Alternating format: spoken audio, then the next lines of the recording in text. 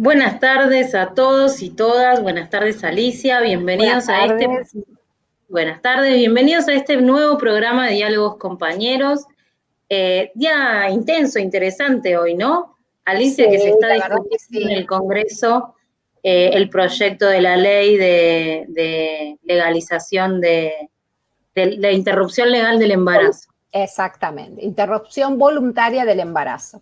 Y esperamos Ujú. que, bueno, a diferencia del año pasado, sabemos que, que probablemente el debate sea mucho más corto, de todos modos probablemente la votación sea a la madrugada, así que bueno, podemos seguirlo durante la noche o bueno, despertarnos mañana con, esperamos, una buena noticia de la aprobación, digamos. Bueno, hoy como todos los jueves nos vamos a estar encontrando para hablar de temas centrales que para nosotros son centrales por lo menos de la educación. Les agradecemos a la radio Germán Abdala que nos está cediendo el espacio. Este programa, Diálogos Compañeros, como siempre les contamos, perdón, son los tilos platenses. Sí. Este programa lo estamos pensando desde Patria Compañera para poder compartir y debatir con todos ustedes cuestiones que forman parte de nuestra manera de ser y de pensar como espacio político y como país.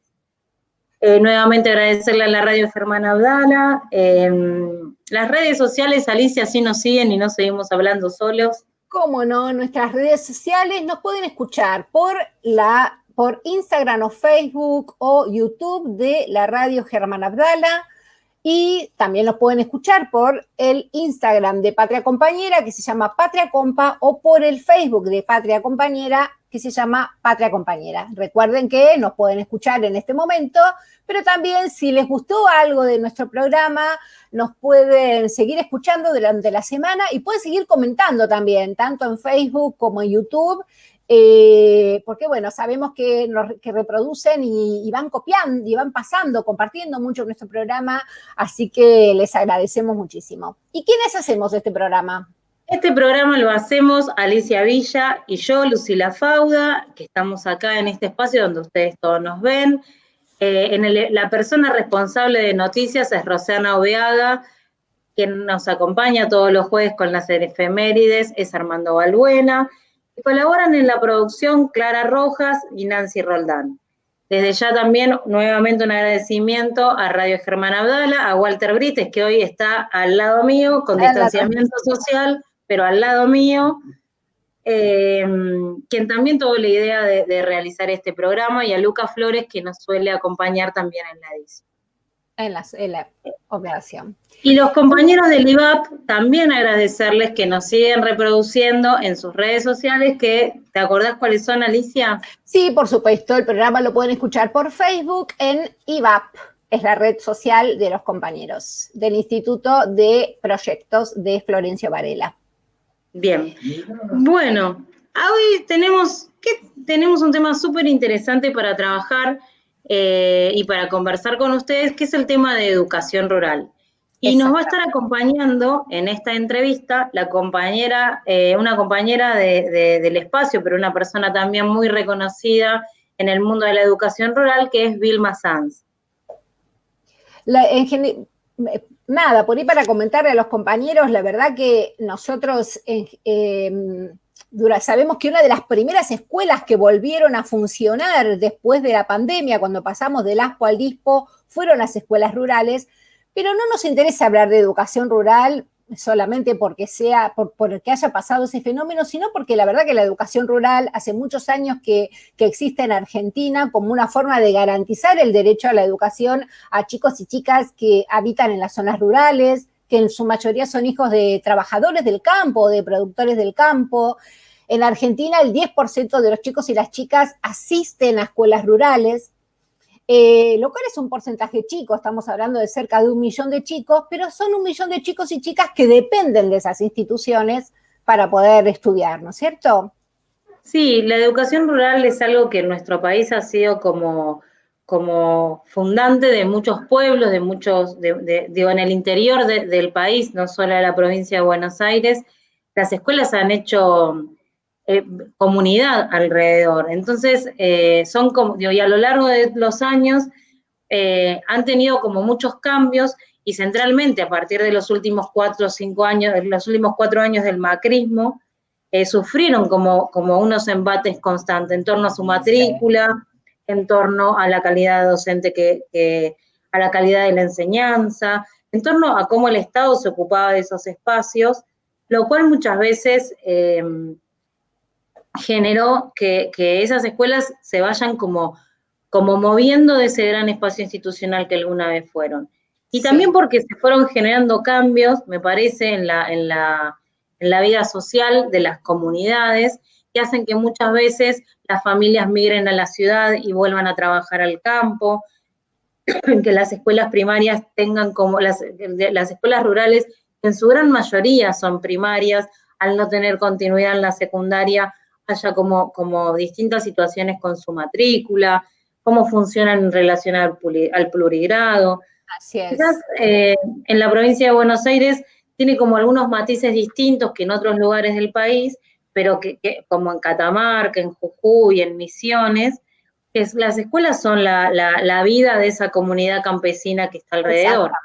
Sí. Y vos sabés que vos decías algo cuando empezaste a hablar acerca de los cambios que ha habido, pero en la escuela rural, pero bueno, seguramente Vilma nos va a poder contar un poco mejor, pero las escuelas rurales siempre fueron un poco como una anomalía dentro del sistema, ¿no? Ya para la ley 1420 y para la perspectiva del normalismo, esta idea de brindar educación básica a los peones rurales ya era toda una idea que planteaba como algunos cuestionamientos. Y las escuelas rurales, inclusive las escuelas normales rurales que formaban maestros y profesores, en general eran escuelas que se consideraban como de menor rango, como que nacieron como con esa escena fundante, y eso es algo que todavía hoy en día se ha trasladado, inclusive en el tema de hasta discutir qué es una escuela rural, hasta dónde se extiende el concepto de ruralidad, ¿no? Que seguramente eso es algo que Vilma nos va a poder contar, ¿no? Cómo han ido variando también los criterios en el último tiempo acerca de las escuelas rurales, de la distancia que tienen que tener con respecto a los centros urbanos, de, bueno, cómo se fue configurando ese espacio social de intercambio, de trabajo, de enseñanza para las chicas y los chicos que viven en el campo, para las familias rurales, porque en muchos casos hasta las propias familias se han organizado para demandar una escuela rural. También tenemos en algunas provincias, como en Santa Fe, el ejemplo de las escuelas CEFA, de las escuelas de la familia agraria en Argentina. Entonces me parece que hay como mucho para hablar sobre el trabajo pedagógico que implica estar en una escuela rural, sobre las características que tienen las escuelas rurales, sobre los programas especiales que de alguna manera han también apoyado a las escuelas rurales. Sí, ahí me acordaba de las experiencias de las CEFAS y escuelas con régimen de alternancia que funcionan en la ruralidad, que funcionan en Santa Fe, en Corrientes, en Misiones, en provincia de Buenos Aires. Son súper interesantes como experiencia, quizás de escuela rural, pero también como experiencias de escuela agropecuaria. Claro. Hoy mencionabas en algún momento esto de que la escuela rural ha sido como vapuleada a lo largo del tiempo, pero no deja de ser como ese espacio que organiza la comunidad, era la estación de tren y la escuela rural. Exactamente. Y me parece que es un lugar que tenemos que está bueno defender, porque quien va a la escuela rural es muchas veces el niño o niña que no tiene otros lugares en donde socializar o aprender, porque es ese lugar, o ir a hacer trabajo al campo, en donde, bueno, por lo menos nosotros creemos que el niño tiene que jugar, tiene que estar en la escuela, tiene que estar en otros espacios, pero no trabajando en el campo, ni en ningún lado, por supuesto. Y por ahí una última cosa para decir es que la verdad que la escuela que en los últimos años, seguramente esto es algo también que vamos a hablar con Vilma, pero se han ido como extinguiendo en algunas zonas del país, algunas escuelas rurales. Por un lado, porque hay, digamos, un traslado del campo hacia la ciudad, pero también hay muchas cuestiones que tienen que ver con los cambios también en la producción agropecuaria, ¿no? Este tema de los agronegocios, del monocultivo, de la alta tecnificación también en el campo, donde las familias de alguna manera muchas veces han tenido que irse del campo, o familias que incluso aún viviendo en el campo, escuelas rurales que hoy en día sabemos que padecen situaciones muy particulares por el uso por las fumigaciones, por el uso de pesticidas cerca de las escuelas rurales, hasta ha habido leyes en particular para prohibir esto. Entonces, en realidad lo que estamos haciendo es hablar de algo que parece que todo el mundo cree que conoce, pero es una problemática muy poco conocida. Por eso es que queríamos traerla en este programa a esta problemática en particular. Sí, porque también, y para aportar este granito para el cierre, a lo largo de la historia, o por lo menos de los últimos, de algunos años, ha habido muchas políticas públicas en relación a poder mejorar la educación rural. Se vieron afectadas y paradas quizás en los últimos años de macrismo, pero a lo largo de lo que fue la década ganada, por así decirlo, aparecen constantemente, cuestiones que intentaron mejorar hasta políticas públicas anteriores, construcción de escuelas, la erradicación de la escuela de rancho, la sistematización de los calendarios escolares. Desde el 2005 al 2010 se relevaron todas las escuelas rurales del país en donde se registró infraestructura, matrícula y otra, consumo de recursos, población de pueblos originarios. Entonces, el Estado tiene una cantidad de datos y de insumos para poder mejorar y seguir profundizando, que muchos fueron usados, pero hay mucho por redoblar la apuesta, ¿no? Exactamente. Bueno, vamos a pasar a nuestra sección noticias, así que vamos a invitar a nuestra compañera Roxana Oveaga. Antes de que se suba Roxana, que vamos a mandar saludos que siempre nos escriben nuestros oyentes, sí. Y nosotros no hacemos caso de eso, pero los leemos y nos olvidamos. Le queremos saludar a Fátima Cuevas desde Matanza y a Karina López, que también nos están escuchando. Así que, bueno, ahí después seguimos registrando saludos, me van pasando de a poquitos acá el operador. Así que bienvenidas Karina y Roxana al programa. Y ahora sí le damos la bienvenida a Roxana. Hola compañeras, ¿cómo va? ¿Cómo estás, Roxana? ¿Cómo les va? ¿Bien? Bien, todo bien. Bueno, hoy tenemos bastante material, así que antes de entrar en las dos noticias por ahí que queremos relevar hoy, les cuento que, no sé si se acuerdan, el jueves pasado habíamos visto un material del secretario general de ATEN, de la Asociación Trabajadores de la Educación de Neuquén, y ellos estaban con un conflicto bastante importante, nos habían contado incluso las medidas de ayuno que habían llevado adelante para que el gobernador los reciba. Bueno, finalmente hemos tenido la noticia de que se va a iniciar una mesa de negociación en estos días. Así que bueno, seguimos apoyando la lucha de los compañeros de Neuquén y bueno, esperemos que llegue a buen puerto. Bueno, nos metemos ahora en la provincia de San Luis, que también tenemos el testimonio del secretario general de ASDE, sí, Asociación Sindical de Docentes Estatales de la provincia de San Luis, Daniel Gozaín, que manifestó una serie de conflictos laborales que tienen que ver con de larga data, ¿no? Ellos vienen padeciendo políticas neoliberales hace bastante tiempo y bueno, nos cuenta cómo es la situación hoy en San Luis.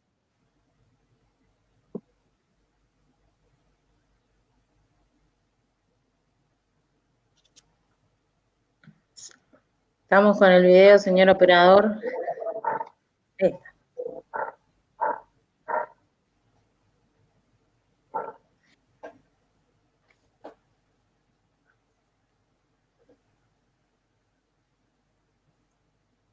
No, no se escucha. No, no podemos escucharlo.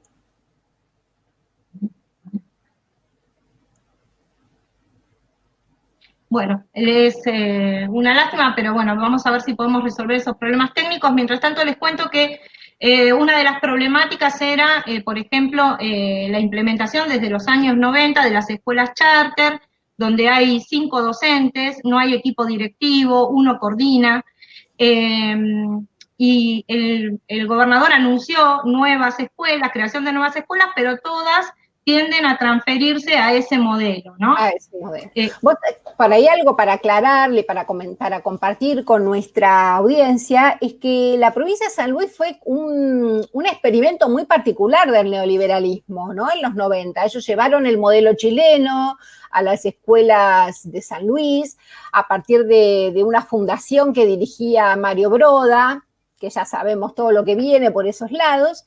Y si bien, bueno, después en realidad el modelo de educación pública es como muy fuerte, ese modelo de escuelas charter, bueno, también resolvía algunos problemas, que es una forma de cuasi privatización del sistema, ¿no? Bueno, eso parece que persiste hasta nuestros días. Tenemos el video. Tenemos el video, lo cuenta mejor el compañero.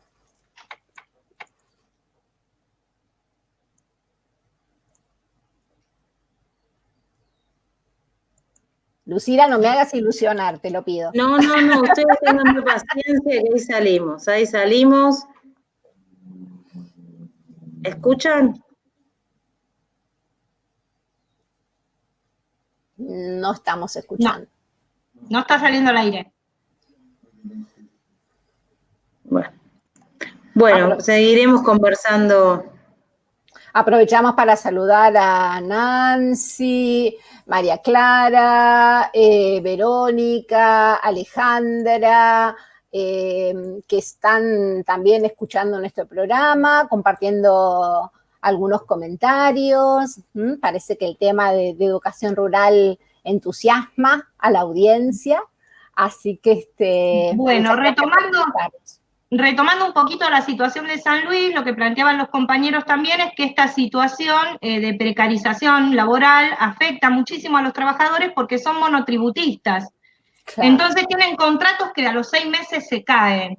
Y además no están contenidos por el estatuto del docente, desaparecen todos los derechos que tienen con el estatuto del docente, como la carrera docente y muchas otras cosas más.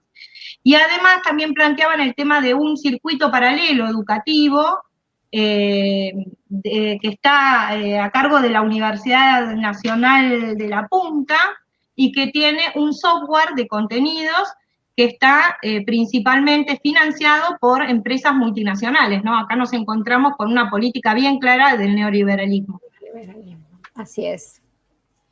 Bueno, por ahí entre las preocupaciones que teníamos podemos ir hacia otra provincia, ¿les parece? Sí, volvemos a San Luis. Hacia la provincia de Córdoba, que también nos mandaron las compañeras y los compañeros de Córdoba, nos mandaron material porque quieren expresar públicamente el rechazo frente a medidas que está tomando el Ministerio de Educación de la provincia, ¿no? Y tenemos el testimonio de Celia Salid, que es la coordinadora general de la Cátedra de Práctica Docente y Residencia de las carreras de los profesorados de la Facultad de Filosofía y Humanidades de la Universidad Nacional de Córdoba. Es puntualmente en relación a los institutos de formación docente y de formación técnica.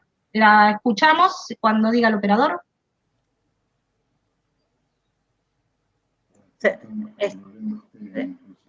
Hoy no. Estamos con problemas técnicos, estamos intentando recuperar nuevamente. Acá estamos, a ver si podemos ahora. Este video, vamos a hacer nuevamente el intento y si no lo vamos a escuchar porque la realidad es que es como por demás interesante lo que dicen las compañeras. A ver si nos... Sí. ¿Ven? No, se reproduce en la trastienda, pero no sale al aire. Pero no sale al aire. Bueno, hoy vamos a buscar otra solución. Hoy nos ha jugado una mala pasada. Por ahí para Mercurio estuviera... Como corolario de un conjunto de medidas que se vienen asumiendo y que implican avances en la precarización del trabajo docente, ya que no se cubren cargos, ni se efectivizan profesores interinos, así como en un deterioro de los institutos a quienes progresivamente se les ha ido quitando la posibilidad de ofrecer procesos de capacitación, de elaborar programas de extensión y de investigación, las direcciones de superior y de técnica emiten a principios de este mes un memorándum en el cual se plantea que todas las carreras de nivel superior en el ciclo 2021 deberán cumplimentar con una matrícula definitiva mínima de 30 estudiantes. La institución sostiene el memorándum que no cuente con la correspondiente carga de los datos en el sistema de gestión de estudiantes no será autorizada para el inicio de la cohorte respectiva. Queremos expresar entonces nuestro absoluto rechazo a una medida que atenta contra el puesto del trabajo docente y contra muchas veces la única posibilidad de acceder a estudios superiores de muchos y muchas jóvenes que viven en zonas alejadas a los centros urbanos. Y también queremos decirle a las autoridades que no se equivoquen, que quienes tenemos mucha trayectoria, muchos años de trayectoria en el sistema, tenemos aún grabado en el cuerpo el intento de cierre, fallido intento de cierre que llevara adelante en la década de los 90, en 1996, el entonces ministro de Educación Jorge Pérez, del gobierno de Mestre Padre. Paradójicamente, a partir de una marcha multitudinaria llamada la Marcha de las Antorchas, convocada, entre otros, por quien era entonces secretario general del gremio más importante de los docentes de Córdoba, actual ministro de Educación. Estamos convencidos, convencidas, que a pesar del actual contexto de pandemia, nuevamente los y las docentes harán frente a este nuevo embate. Y nosotros y nosotras, los y las universitarios, los acompañamos desde, entre otras, esta denuncia pública que estamos compartiendo con los oyentes de la radio.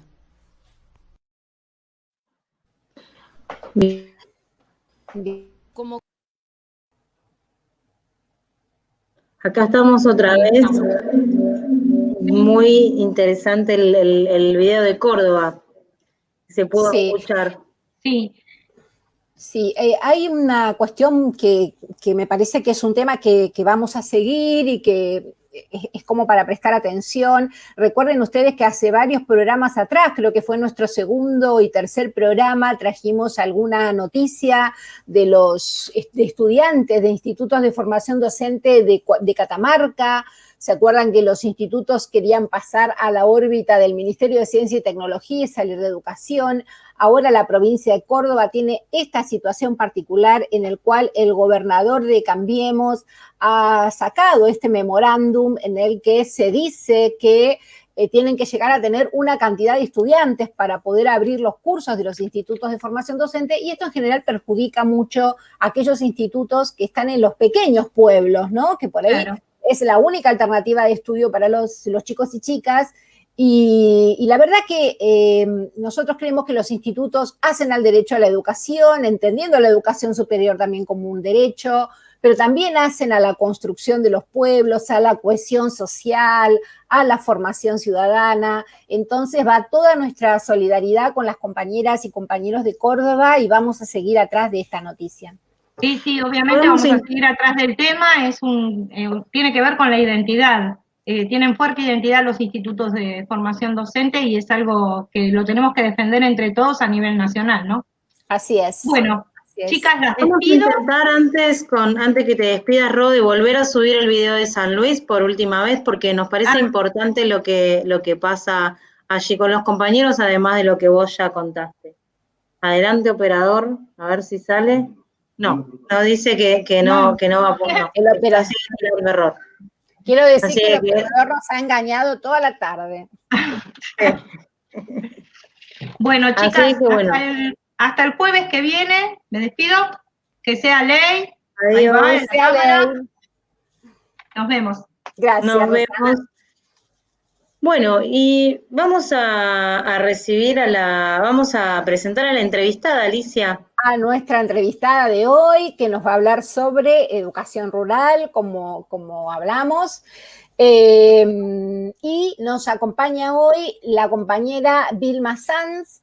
Vilma es profesora de historia, docente de la Facultad de Periodismo y Comunicación Social de la Universidad Nacional de La Plata, organizadora y coordinadora de proyectos de extensión, docente titular de la Escuela Secundaria número 1 de Magdalena, fue referente del programa de Educación Rural e Islas de la Dirección General de Escuelas de la provincia de Buenos Aires.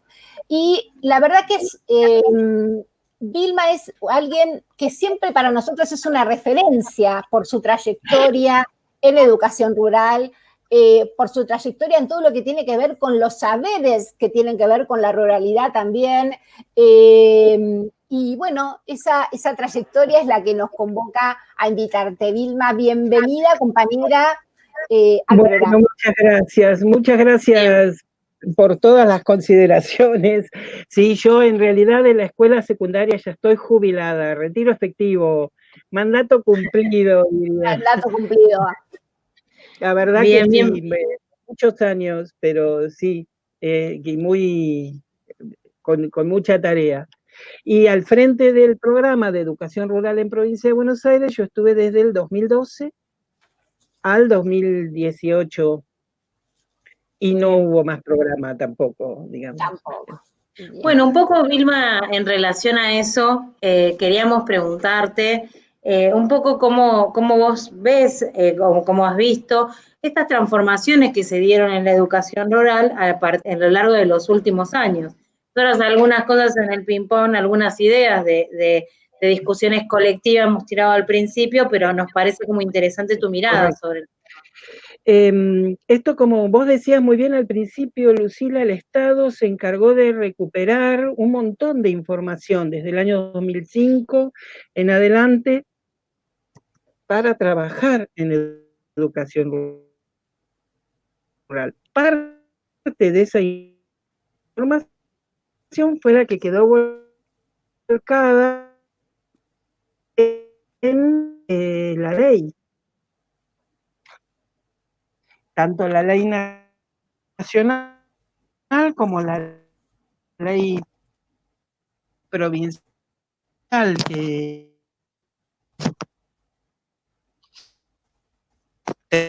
terminaron en la ley nacional por dar a la educación rural como modalidad y en Provincia de Buenos Aires como contexto. Así que durante esos años, adelante la solicitud sostener, según quien lo nombre, porque en el interior le dicen distinto que nosotros. Pero sí, y eso logró consolidar las escuelas, mucho, las escuelas que eran Promer, eran orgullosas escuelas Promer, las visibilizó profundamente, y el programa, el Promer sobre todo, permitió, ¿cómo explicar esto? Consolidar el resto de la educación, consolidar la obligatoriedad en contexto y con arraigo en donde estaban los chicos, no el traslado hacia las cabeceras de los pueblos, ¿no? En los pueblos, sino ahí donde estaban. Y sí, a partir de la educación primaria se fueron generando las salas de inicial y las aulas de secundaria también. ¿Sí? Las dos puntas refieren a que había una escuela primaria ahí, una primaria rural ahí, en la pampa, del árbol grande a la cortada por la tranquera, allá. Pero eso permitió que consolidara trayectorias educativas completas en el medio rural. Bien. Eso es muy importante. Eso es como lo básico. Y hasta el 2015, muy sólidamente, promoviendo esto, que donde hubo cada escuela primaria, tuviera la posibilidad, primero de un JIRIM, un jardín de infante rural de matrícula mínima, y también las aulas anexas de secundaria, casi siempre una secundaria mayor, donde continúa la secundaria con arraigo en el lugar, yendo a la misma escuela en la que ibas, fortalecías. Así que hasta ese momento y con gran aporte tanto de Promer como desde provincia se logró sostenerlo. Provincia de Buenos Aires, por ejemplo, generó los documentos de continuidad pedagógica, sí, para los casos en los que se desconectaba, como nos pasó ahora, la presencia entre el que enseña y el que aprende.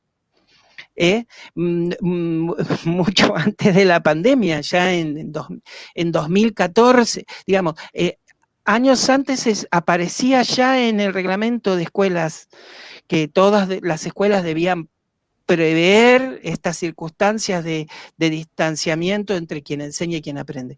Y a partir de 2014, con las inundaciones que hubo en 2014 y 2015, organizamos toda una tarea de armar enormes porque estaban todos los niveles obligatorios y todas las modalidades en un único cuadernillo que llegaba, que con que llegara uno al paraje tenías cubierto todas las situaciones. Una gran tarea ahí, de llegar con el material físico, porque prácticamente no hay conectividad. Claro. Claro. Así que sí, una gran tarea se hizo, después se dejó de hacer. Me parece como interesante recuperar, Vilma, es cómo fue pensar en la ruralidad en este contexto de pandemia, en donde muchas de estas cosas que vos mencionas, la conectividad ha sido seguramente un gran problema, porque sí, se ha llegado en provincia de Buenos Aires, sí, complejo sí, en otras provincias, en Jujuy, los pibes tenían que bajar del monte para tener una señal de internet, y entre que salían de la casa y llegaban al punto de internet, los detenía la policía porque no podían circular, por ejemplo. Entonces me imagino que la ruralidad debe ser compleja en este contexto. Ese caso que vos contás del monte es muy parecido a lo que ocurre aquí en escuelas que han quedado sitiadas por barrios privados. Con lo cual, ¿qué ocurre? En Pilar, en Escobar, con lo cual los niños tienen que entrar pegando vueltas impresionantes por la entrada oficial al barrio, y fuera de determinado horario no hay modo que entren. Eso ocurre, ha ocurrido también aquí, ha sido una larga pelea con estas cuestiones. Pero ahí es...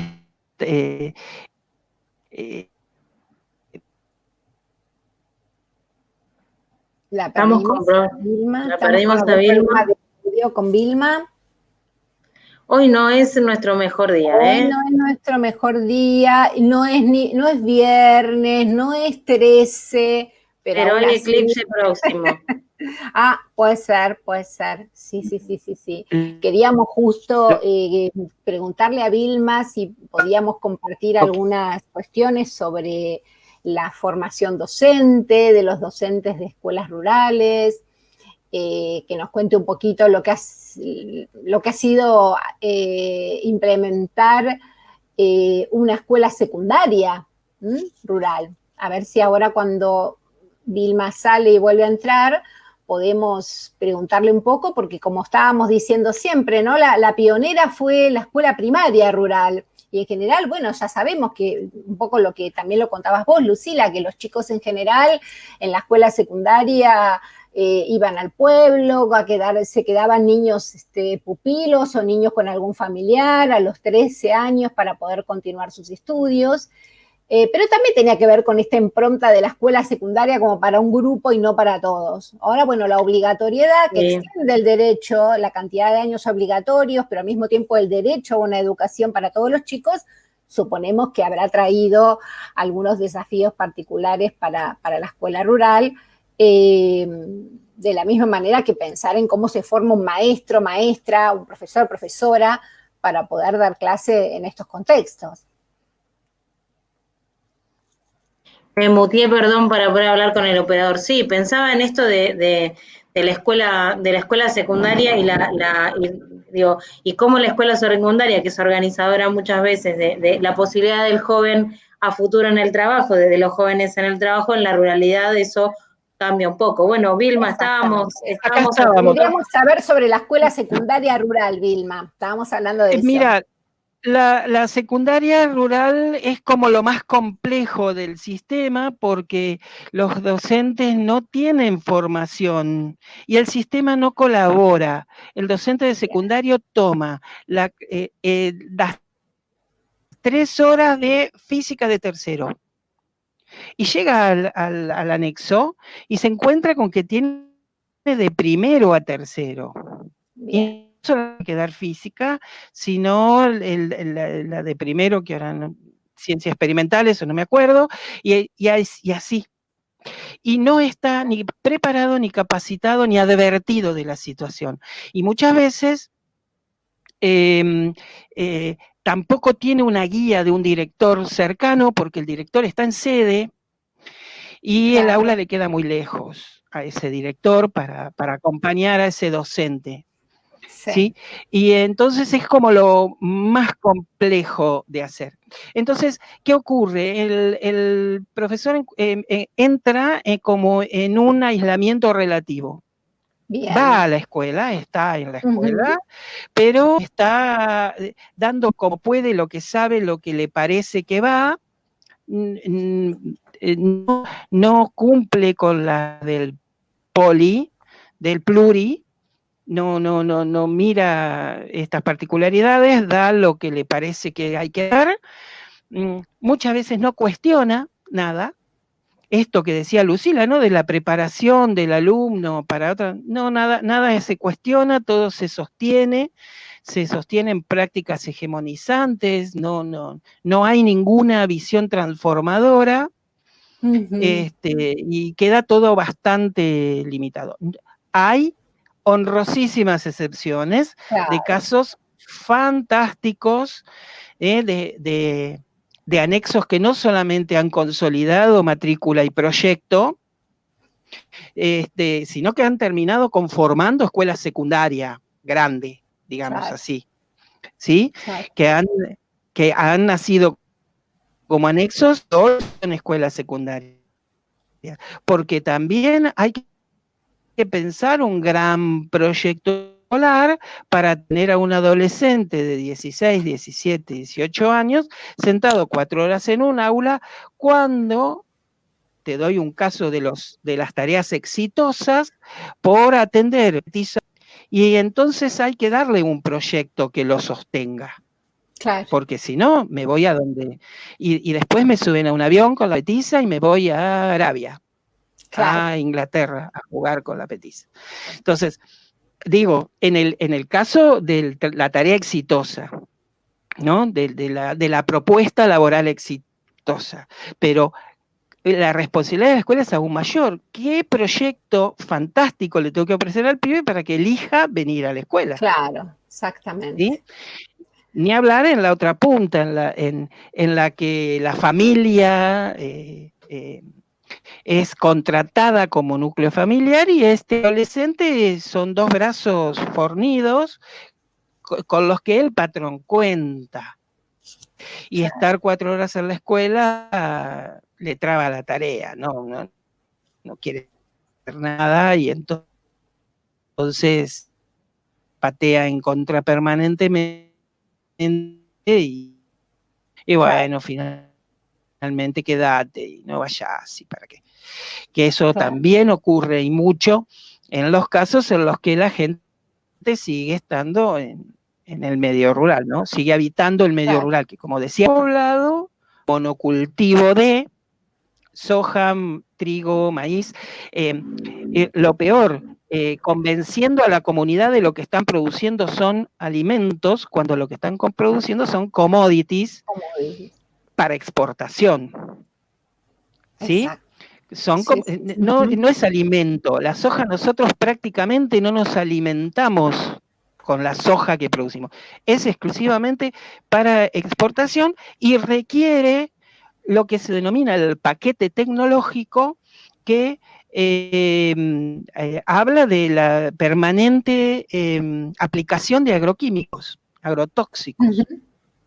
Y no importa que la familia viva ahí, que la escuela esté al lado y que la comunidad lo aspire permanentemente, ¿no? Porque estamos produciendo alimentos para 40.000 millones de macanas.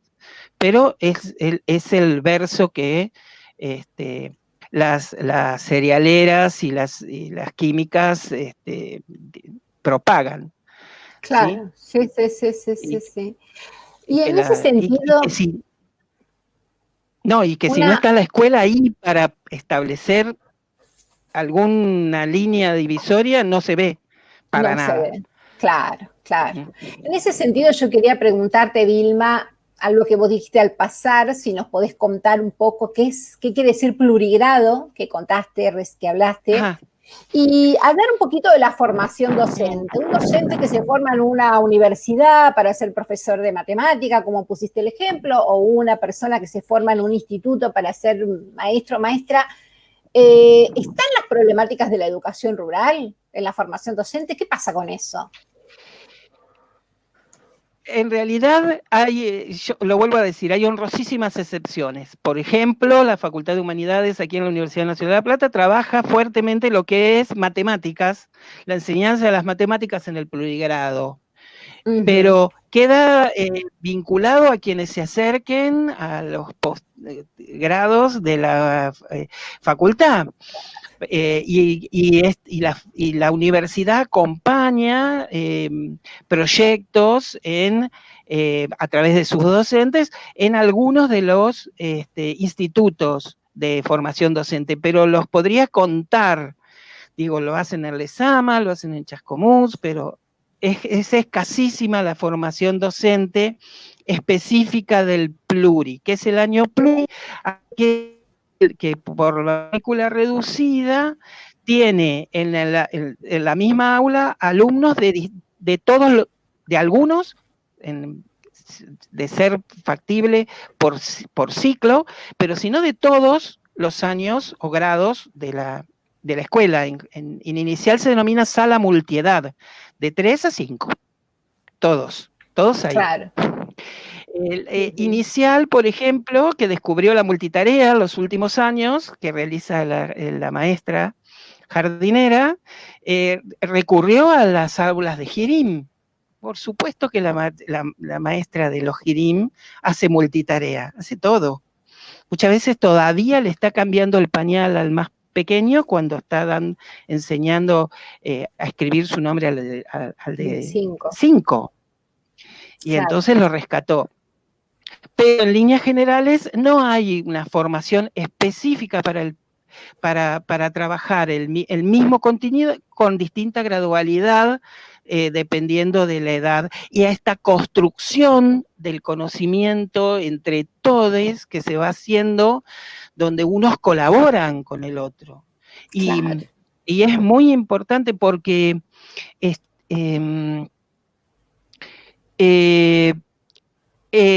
a ver, el docente sigue siendo un adulto y los chicos siguen siendo chicos. Y entonces claro, el más cercanamente mayor despierta en el menor la curiosidad, porque no hace tanto que el de 9 dejó de tener 7. Y claro, sabe por dónde le viene la curiosidad de 7 y lo atrae a la pregunta, a preguntar. Y es una construcción fantástica. como creo que Alicia dijo al principio, siempre la escuela primaria se mira con mucho minusvalor, pero en realidad la construcción del conocimiento que hace es mucho más amplia y mucho más profunda, muchas veces, o debería serlo, que lo que ocurre en un aula con 40 todos juntos, podrán ser de la misma edad a veces, porque la resistencia es mucha y la sobriedad también se da, pero eso es habitual en el aula rural. Para el docente adulto en pluri es una maravilla, y los proyectos son espectaculares. Sí, pero sí. Y eso es calidad educativa, una cosa que pocas veces se dice. Claro. Las escuelas rurales debieran dar una excelente calidad educativa. Tienen pocos alumnos, se construyen colectivamente, van a equipar con computadoras. Primaria era con aula digital. Las escuelas rurales tenían, por ejemplo, carritos de 10 computadoras. En escuelas con 9 niños, adivina, estaban 1 a 1. Cada niña tenía su computadora. Mientras que su compañero urbano tenía 15 computadoras el carrito. 2 por cada niña. Claro. Eso es calidad educativa. No tengo que, no sé si se entiende el ejemplo, pero por ahí, claro. Por ahí pasa, ¿no? Exactamente. Perfecto. En cuanto a la cuarentena, debieran haber sido las escuelas rurales las mejor preparadas para el ASPO y el DISPO, porque están acostumbrados a que se inunden los campos, se corten los caminos, venga un tornado y nos impida ir, y entonces debieron haber estado, pero la mayor parte de las escuelas de 9 alumnos o menos fueron cerradas en el año 2018. Claro. Entonces, y eso ya, y subidos los niños a combis, en su capacidad máxima, o sea, 12, 15, con lo cual no los dejaban en las condiciones generales de la ley, no los podés subir a todos a una combi. Ya el distanciamiento se había acabado. Debió haber sido la solución casi ideal, pero la verdad que no lo creo. No creo que haya podido salirse de las condiciones generales de un aula urbana. Porque se juntaron muchas cuestiones que para el caso de pandemia y cuarentena no le jugaban a favor. Claro, no era fácil de resolver. No. Exactamente. No, para nada. Pensá que los niños pasan de 30 a 45 minutos a 2 horas arriba de esa combi, ¿no? Sí. Ni modo. Claro. Ni modo, es un transporte, comillas, público. Claro. No los podés subir. Así que eso, por ahí debió haber sido fantástico porque también había habilidad para esta separación. Para la tarea en casa, para que pase la seño y te deje y después pase a recoger cada tanto, nos veamos cada 15, 20 días, debió haber sido habitual, pero no, creo que no. Bien. Creo que no. Bueno, Vilma. No,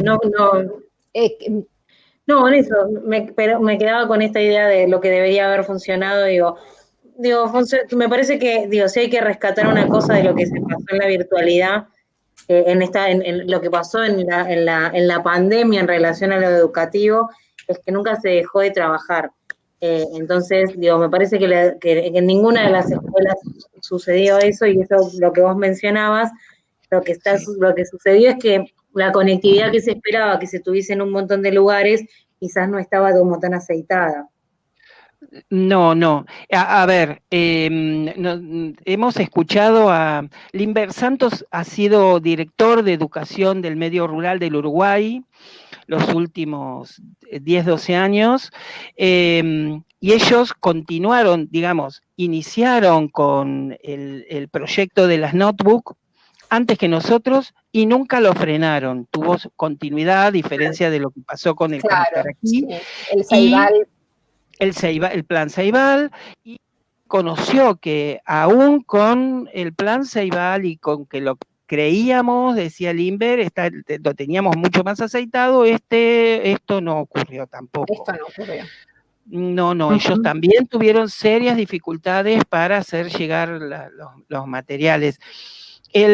Ambos planes, Ceibal y Conectar, requerían de la continuidad en los satélites propios. Y Claro. eso también el gobierno de Cambiemos lo frenó. Ya deberían estar los 4 satélites requeridos subidos y no. Bueno. Así que... Bueno, Vilma, es amplio. Te agradecemos. No, te agradecemos. La radio es tirana. Bueno, hoy tenemos muchos comentarios y muchos saludos y sobre todo muchos agradecimientos de compañeros y compañeras sobre tu experiencia, tu mirada y sobre información incluso para muchos compañeros y compañeras que por ahí no están tan metidos en el tema. Así que fue un placer haber compartido, compañera, esta tarde con vos. A ustedes, muchísimas gracias, que tengan un buen fin de programa. Nos estamos escuchando, nos seguimos escuchando. Muchas gracias. Muchas gracias, Vilma. Bueno, y así como rápidamente despedimos a Vilma y le damos la bienvenida a Armando. Armando, andás por ahí para nuestras efemérides. Digo, buenas tardes, Armando. Hola. ¿Cómo estás, Armando? Nos quedamos con ganas de hablar un montón de cosas de esto de las escuelas rurales, ¿no? Pero me parece que Vilma fue muy clara, me parece que la educación rural es un lugar, la escuela rural es un lugar a defender, porque es un lugar que sigue, que es parte de nuestra identidad como país, ¿no? Sí, tal cual. Sí, además Vilma tiene muchísima experiencia, ha compartido muchísima tarea tanto en el ámbito docente como en el ámbito de nivel de funcionarios, ¿no? También compartimos con Vilma algunos otros lugares que tienen que ver con el medio ambiente y con la lucha contra la devastación de los humedales, sobre todo acá en la zona de La Plata, Berizo y Ensenada. Y ahí hay también muchísimo material para compartir y hay actividades de muchas instituciones y de organizaciones sociales y de clubes peleando por eso. Y Vilma también tiene mucha información sobre eso, así que bueno, le estamos muy agradecidos, además toda una militante, una gran compañera. Una gran compañera. Totalmente. Bueno, Armando, ¿y qué nos tenés preparados? No, antes que nada quiero saldar una deuda, que no es la deuda del Fondo Monetario Internacional, pero más o menos.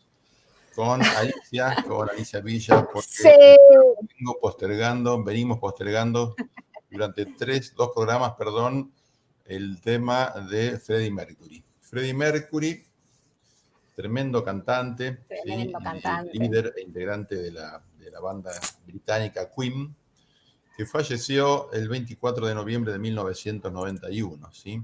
El día anterior había anunciado que era portador de SIDA, y falleció entre otras cosas, por problemas pulmonares al otro día, ¿sí?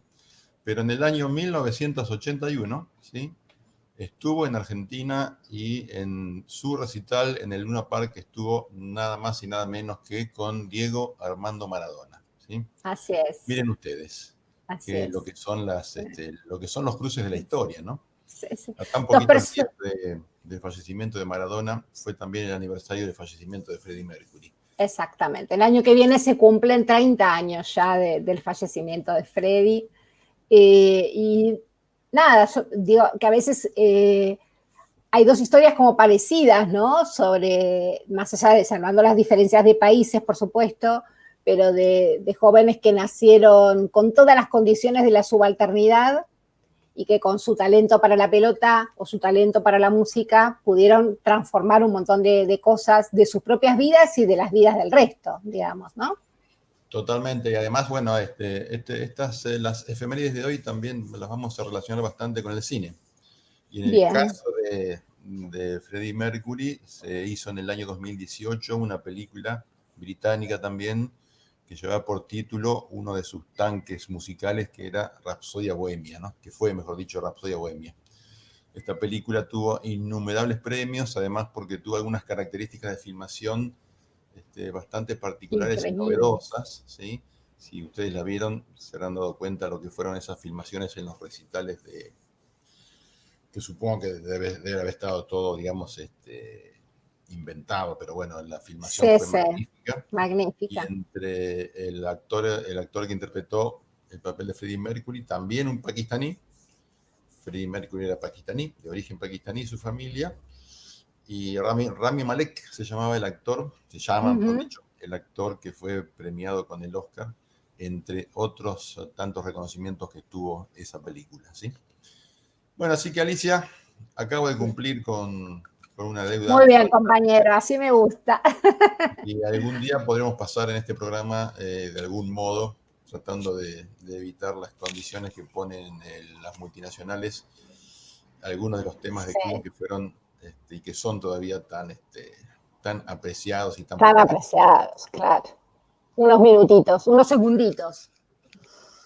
Unos segunditos. 7 segundos, ¿no? Creo que son 7 segundos. Segundos dicen acá.